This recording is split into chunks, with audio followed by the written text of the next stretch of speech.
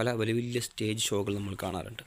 അപ്പോൾ അവിടെ നമ്മൾ അത്ഭുതപ്പെട്ടു പോകും. മെൻ്റലി ഷോ ആയാലും മറ്റെന്തൊക്കെ ഷോ ആണെങ്കിലും ഒരുപാട് പരിപാടികൾ പൈസ വാങ്ങിയിട്ട് വലിയ ക്ലാസ്സൊക്കെ നടത്തുന്ന അനുബാധിച്ചതിനെ പോലെ വലിയ വലിയ ക്ലാസ്സുകൾ എടുക്കുന്ന ആളുകളുണ്ട്. അപ്പോൾ ഇവിടെ അവർ ആദ്യം ചെയ്തത് ഫ്രീ ആയിട്ടാണ് അവർ ചെയ്തത്. ആദ്യം 10 ഷോകളൊക്കെ ഫ്രീ ആയി ചെയ്തവരെ എനിക്കറിയാം. അപ്പോൾ അവിടെ അവർ ചെയ്യുന്ന എന്തുകൊണ്ട് ഫ്രീ ആയി ചെയ്യുമെന്ന് വെച്ചാൽ എങ്കിൽ മാത്രമേ നല്ല അവർക്കത് ഒരു പബ്ലിസിറ്റി കിട്ടുകയും പെയ്ഡ് ഷോകൾ ചെയ്യാൻ വേണ്ടി സാധിക്കുകയൊക്കെ ചെയ്യും.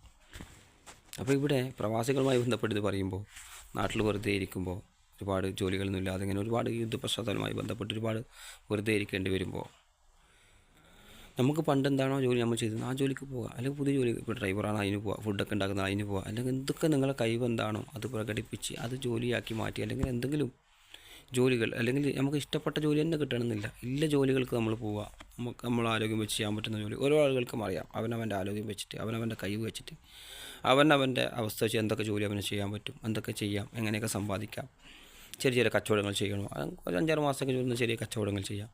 അങ്ങനെ എന്തെല്ലാം രീതികൾ നമുക്ക് ഫിനാൻഷ്യലി ഇപ്പോൾ ഉള്ള പ്രശ്നങ്ങൾ മാറാനും അതുപോലെ മെൻ്റലി നമ്മൾ ഒരുപാട് ടെൻഷനും ഈ ടെൻഷനിലാണ് പലപ്പോഴും വീട്ടിൽ തന്നെ വെറുതെ ഇരിക്കുമ്പോൾ ഒരുപാട് ടെൻഷൻ ഉണ്ടാവും.